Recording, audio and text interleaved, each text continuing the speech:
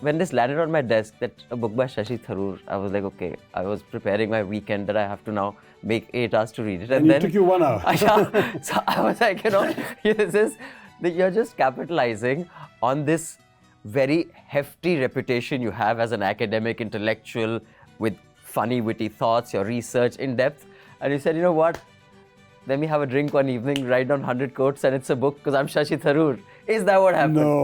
Life is a paradox. We celebrate each birth even while knowing it comes with a sentence of death.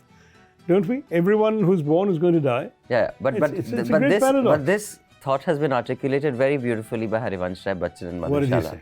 आने के ही साथ जगत में कहलाया जाने वाला. I initially, back in 2014, thought nothing of inviting BJP people to social occasions at my house. Gradually, in fact, early on, the more prominent ones started saying it's difficult for them to come. Gradually, they pretty much all stopped coming, and after a while, I stopped calling. But is there a constitutional provision that without delimitation, you cannot go ahead with the Women's Reservation Bill, or there is no such... There is no such thing. They could have implemented it tomorrow if they wanted to. Okay. But if the party leadership itself is giving tickets to people like Sadhvi, Pragya, and, we've seen Ramesh Bidhuri's statements in Parliament recently, and characters who, in many ways, or MPs like Sakshi Maharaj who called for Godse statues to replace those of Mahatma Gandhi. I mean, people like that are getting tickets from their party leadership. It's very difficult for them to find common ground for civil conversation with people on the other side. But correct me if I'm wrong, didn't Sajjan Kumar's brother get a ticket because he couldn't? There is the basic fact that in our country, when you have a majority government like the BJP has been enjoying for the last 10 years, nine and a half years, they are using the legislature as a rubber stamp. Hello and welcome to Newslaundry Interviews. Today I'm joined by Shashi Tharoor, who I have interviewed before for Newslaundry several years ago. Good to see you again. Abhi. Yes, good to see you too. The Women's Reservation Bill. Yeah. Now, you've been a Member of Parliament for a while. You're an experienced Member of Parliament. You've been on parliamentary committees, etc. There is much speculation that this is a Jumla.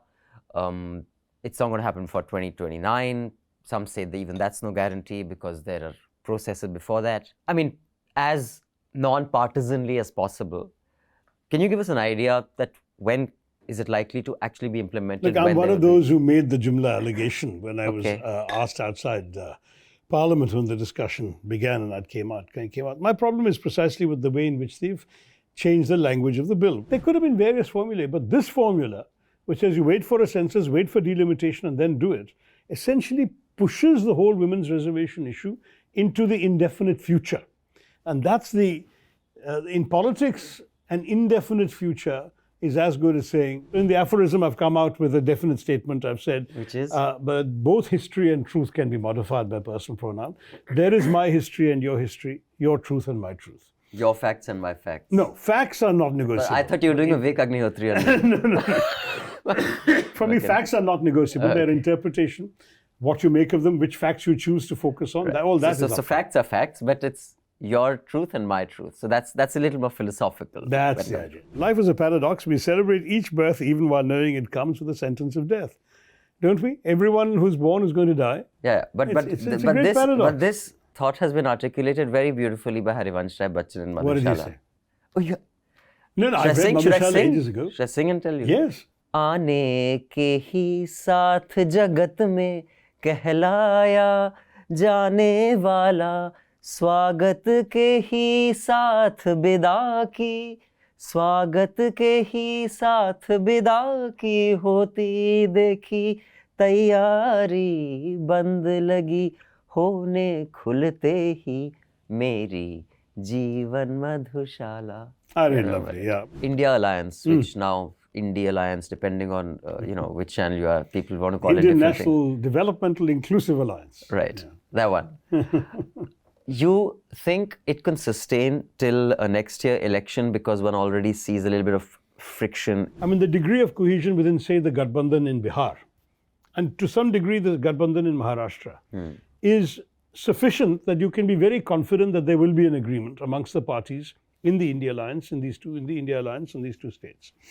Whereas if you look at Delhi or Punjab, there is a real challenge. In a place like Kerala, there is simply no question of even starting a discussion.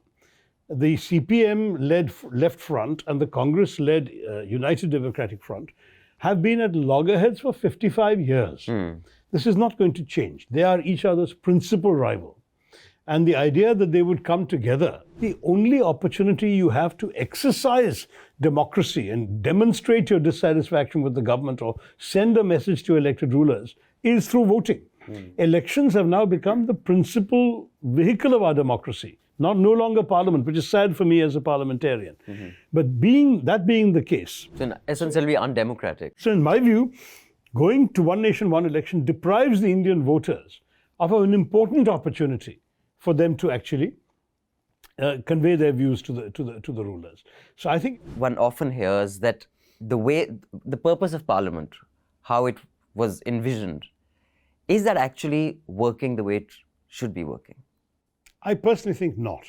First, it's not working the way it should be in the sense that none of the traditional parliamentary conventions are respected by the ruling party anymore. The desire to take the opposition along with them is simply not there. They feel they have the majority, it's my way or the highway.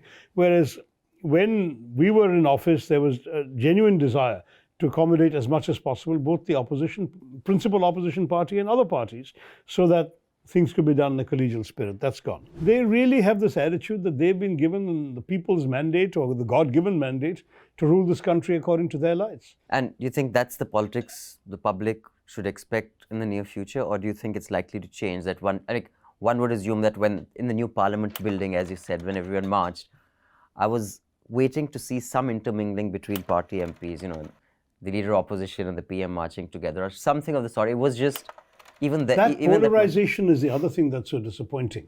I think that the climate has become extremely partisan on both sides. And it's partially because some of the fundamental sort of consensual areas of our polity have been breached.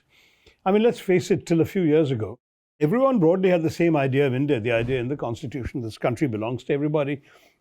Everyone of every faith has an equal stake. Everyone, goes along. I mean, now you're seeing the entire demonization of certain minorities, for example.